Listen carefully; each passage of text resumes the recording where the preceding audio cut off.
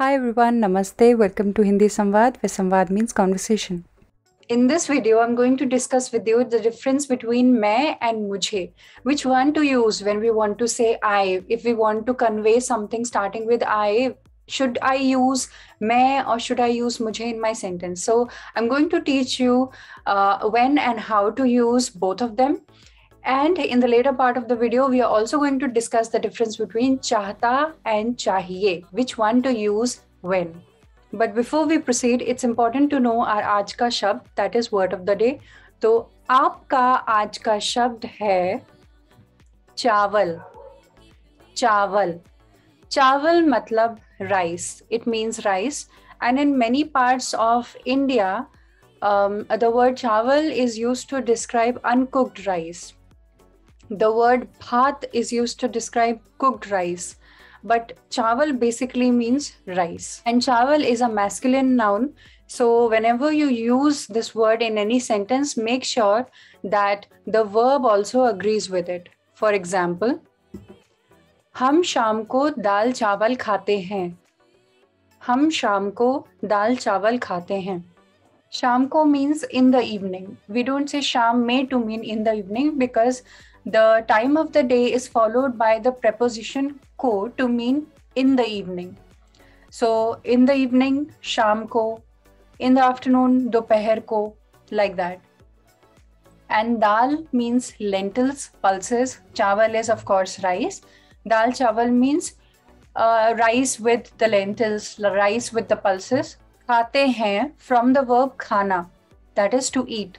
So this sentence is in simple present tense or habitual present tense, which means you do this action regularly. So this sentence means we eat or we have dal chawal in the evenings. Notice that there's a hyphen between dal and chawal. So that hyphen means or. When something goes well, or when two objects or when two people go together, then instead of adding or in the sentence, we add that hyphen that conveys the meaning of and. For example, in this sentence, it's dal chawal. Sometimes we also say mata pita. Instead of saying mata or pita, that is mother and father, we say mata pita. Mata pita together means parents. Then bhai behan, not bhai or behan, because we are not talking about individuals. We are talking about them together. That is, bhai behan together means siblings. Individually, bhai means brother, behan is sister. So bhai behan is brothers and sisters or simply siblings. Dal chawal refers to this meal where you eat chawal with dal. Now coming to the topic of the day. Follow the explanation, listen very carefully and make sure you stick around till the end of this video to understand this concept well. Please understand that मैं is a subject pronoun.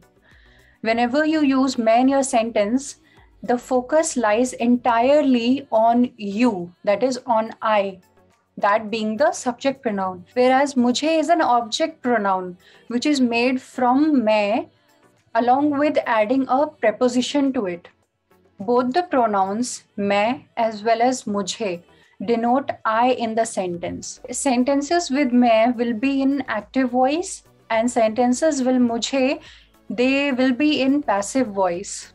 If it sounds very confusing, don't worry about all these grammatical terms. I'm going to explain this to you in the simplest way possible. Just listen carefully and make sure you follow till the end. Let's look at the formation of these object pronouns first. On the left-hand side, that is the first column, we have personal pronouns. Now, if you want to use any preposition with these pronouns, then the pronouns has to be in the oblique form. They change to the oblique form and then only the preposition ko is appended to it or attached to it to transform it into an object pronoun. Let's go with the first one. We have मैं here, for example.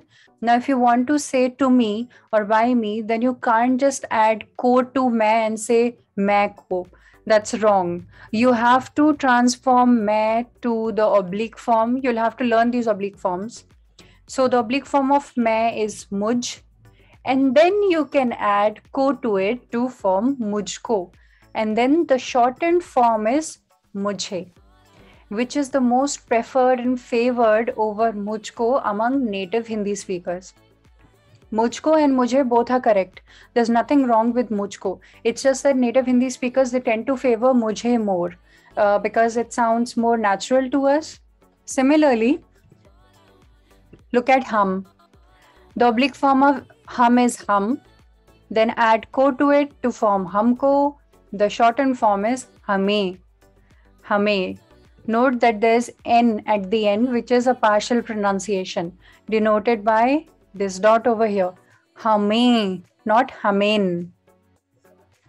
Because it's a plural pronoun. It's we. That's why there's a dot. Then the personal pronoun tu changes to tuj in the oblique form. And if you add ko to it, it becomes tujhko, the shortened form being tujhe. Then the next pronoun tum, since it is used for singular as well as plural, that's why the shortened form is tumhe with N, half pronounced N, tumhe. So oblique form remains the same, it's tum, add ko to it, tumko. Then we have aap, which is the formal, the more polite form of you. The oblique form remains the same, it's aap only. Add ko to it to get aapko, and there is no shortened form. It remains the same. Then we have informal ye, which denotes he, she, it, this. It becomes is in the oblique form, isko by adding ko to it, and isse is the shortened form. Formal ye denotes something in plural, which means they or these. It becomes in the oblique form, inko with ko, and inhe in the shortened form. Then we have informal wo, denoting he, she, it, or that.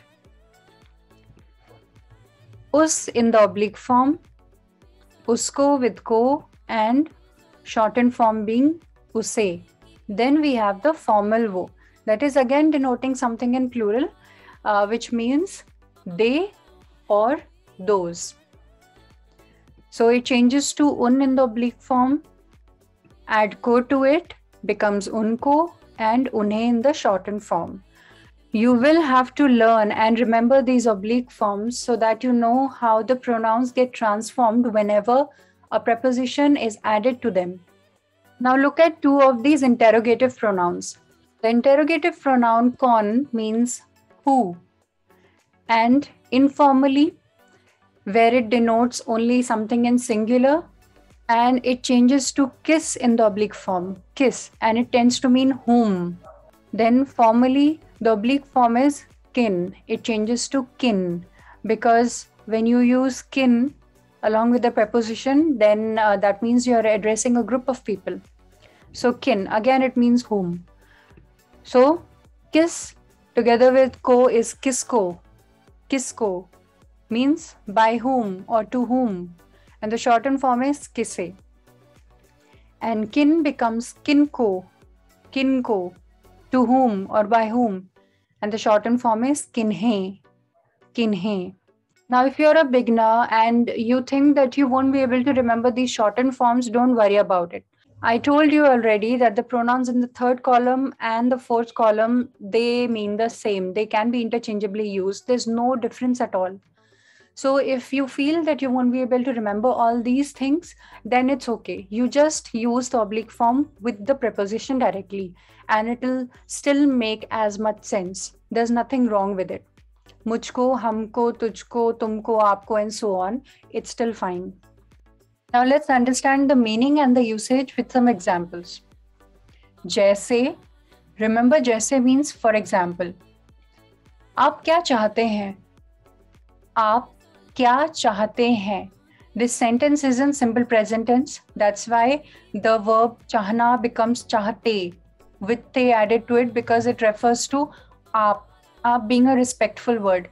So आप क्या चाहते हैं means what do you want? And one of the ways to answer can be मैं थोड़े चावल चाहता हूँ. मैं थोड़े चावल चाहता हूँ. थोड़े means a little, some, and चावल is rice. थोड़े चावल. There are 4 forms of the word thode because it acts as an adjective here describing chawal. The first one being thoda for singular masculine, thodi for singular feminine, thode for plural masculine, and thodi for plural feminine. Chawal is a masculine noun, and chawal means rice. That means we are not talking about just one grain, right? It's a plural masculine word. That's why we are using the plural masculine form with chawal. Thode chawal. मैं थोड़े चावल, I some rice चाहता हूँ, want. I want some rice. Look at the second example. आपको क्या चाहिए? This also means the same thing. What do you want? And one of the ways to answer can be मुझे चावल चाहिए or मुझे थोड़े चावल चाहिए. I want some rice. Now, how to choose which one to use in the sentence, whether to say आप or आपको? The answer is very simple. The first one, मैं थोड़े चावल चाहता हूँ, means it literally means that I want some rice. This is an active voice. Whereas the second sentence, मुझे चावल चाहिए और मुझे थोड़े चावल चाहिए, it literally means rice are wanted by me. And that's why when you translate it into English, mujhe it denotes by me. It's actually me. But in Hindi, when you speak it, then you can also use it to refer I. Here, I'm not saying me want rice. It's I want rice. If you frame questions, then to get the first sentence as your answer, you'll ask, कौन चावल चाहता है? कौन चावल चाहता है? Who wants rice? And to get the second sentence as your answer, you'll ask, किसको चावल चाहिए? किसको चावल चाहिए? By whom is rice wanted? Or also who wants rice? Let's understand this concept a little more with the difference between chahata and chahiye. So should we use chahata ya chahiye? First of all, understand that chahna is one of the regular Hindi verbs. And by regular, I mean it has conjugations. It has forms.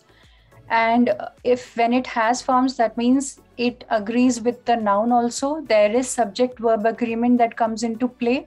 For instance, when I use chahata, that means I'm talking about a male who wants something. When I say chahati, I'm talking about a female who wants something. So chahna means want, desire, require, need. Whereas chahiye is an indirect construction of the verb chahna. That means there are no conjugations like we have for chahna. We don't have forms like we have for chahna. And chahiye doesn't mean to want, to need. Instead, it means to be wanted, to be needed, to be required, or to be desired. That means in the passive voice.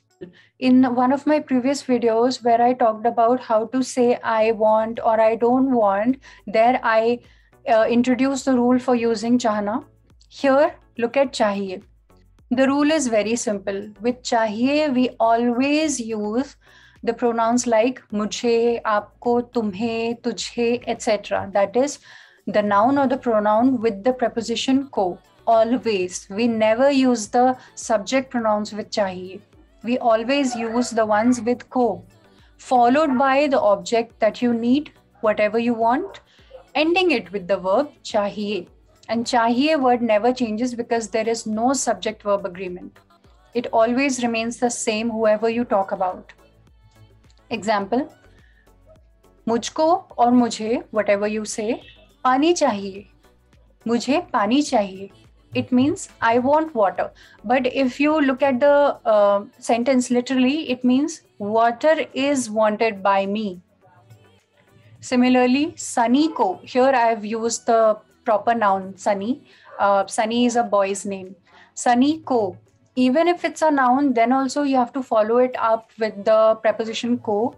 Sunny ko naukri chahiye. Naukri's job. Sunny ko naukri chahiye. What does Sunny want? Sunny wants a job. In other words, a job is wanted by Sunny or a job is needed by Sunny. Okay.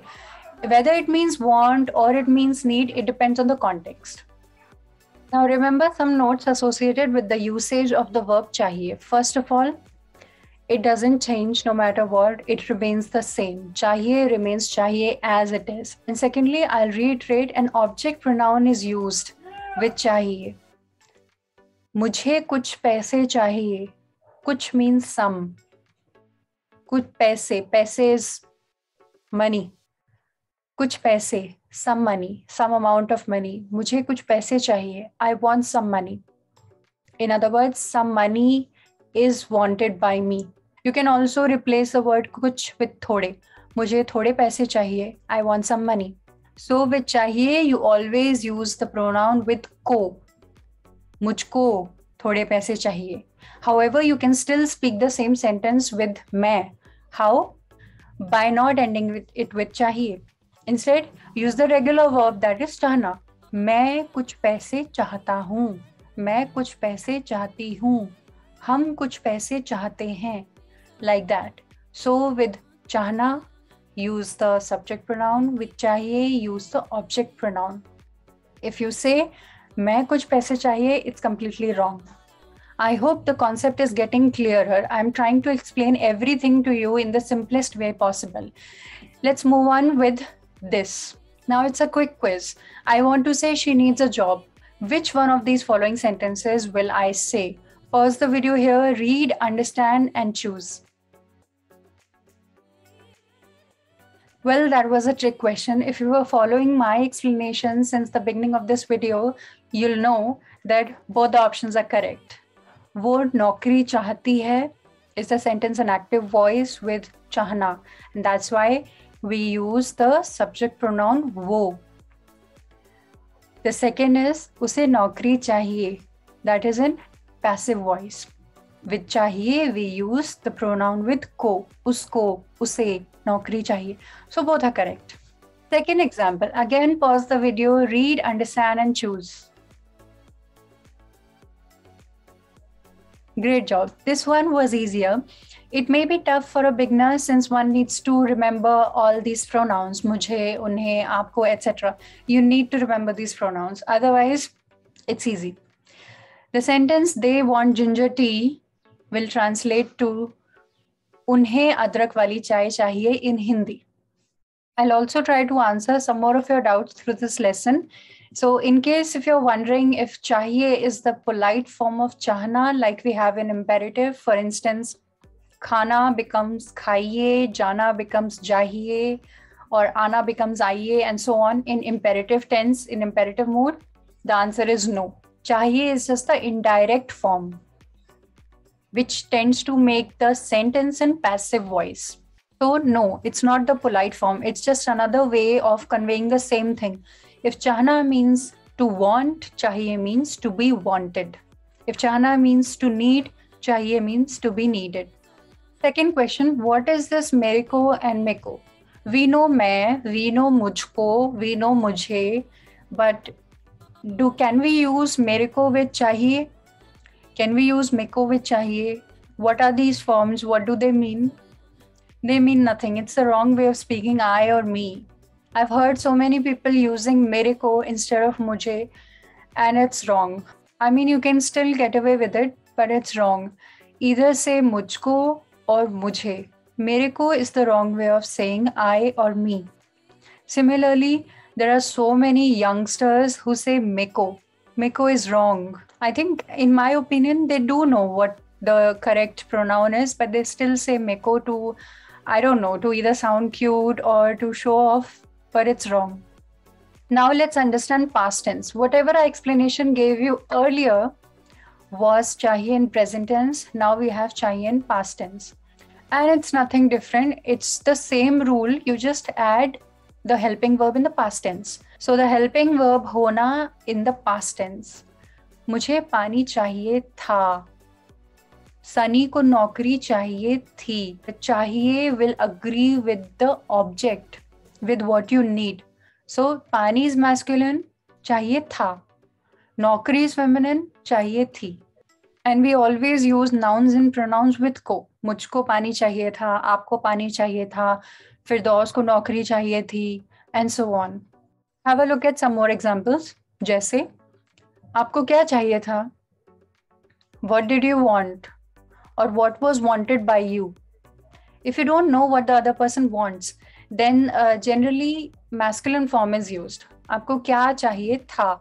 Please refer to the lesson on habitual past tense to understand the past forms of होना. Second example, मुझे कुछ पैसे चाहिए थे. If you add थे to it, that means I wanted some money. पैसे is plural, that's why ending it with थे. Notice and remember that in all these examples, चाहिए remain constant. We do not change चाहिए no matter what. We only change the forms of the helping verb. क्या चाहिए था? पैसे चाहिए थे? साड़ी चाहिए थी. Sari is an Indian outfit. Now can you tell the answer here? Pause the video and choose the correct sentence. The correct answer to we wanted some work is the third option. हमें कुछ काम चाहिए था. काम is a masculine noun, so it'll end with tha. And coming to चाहिए in future tense, let's understand the forms of the helping verb होना in future tense. It's simple. You just have to add the suffix ga for singular masculine, gi for singular feminine, ge for plural masculine, and gi for plural feminine to the root verb. That is, so the root verb of hona is ho. We drop na. So it's just ho, hoga. Hoga means singular masculine, hogi singular feminine, honge for plural masculine, and hongi for plural feminine. Concentrate on the pronunciation. Honge. There is the sound. Honge and hongi to denote plural. Now coming to the same sentence, mujhko or mujhe, you can choose to use either of these pronouns. Thoda pani to mean some water. Chahiye hoga. Pani is masculine, choose the masculine form, hoga. मुझे थोड़ा पानी चाहिए होगा means I'll want some water or some water will be wanted by me. जैसे, look at some more examples. आपको क्या चाहिए होगा? What will you want or what will be wanted by you? Sunny को अच्छी नौकरी चाहिए होगी. सनी को अच्छी नौकरी चाहिए होगी. Sunny will want a good job. मुझे कुछ पैसे चाहिए होंगे. मुझे कुछ पैसे चाहिए होंगे. I'll want some money or I'll need some money. पैसे is plural, so होंगे. Try this quick quiz. Pause the video. And the answer to a big room will be required. It's the second option. एक बड़ा कमरा चाहिए होगा. Big is बड़ा. Room is कमरा. So the word big is an adjective which describes the noun. Kamra is a masculine noun, so we use the masculine form of the adjective, bada kamra. And kamra being masculine, we use the masculine form of, singular masculine form of hona, of the verb, of the helping verb, I mean. In case you're confused about the gender of nouns, please refer to the video identifying gender in Hindi language. I hope the difference between मैं, मुझे, चाहता, चाहिए is clear to you. In case you still have doubts, please let me know in the comment section. I would love to help you. I'll clear those doubts for you in the comment section itself, or I'll make another video for you. If you enjoyed, please don't forget to like this video. Do subscribe if you want to be notified of the future posts. I'll see you in the next class with a new topic. Namaste.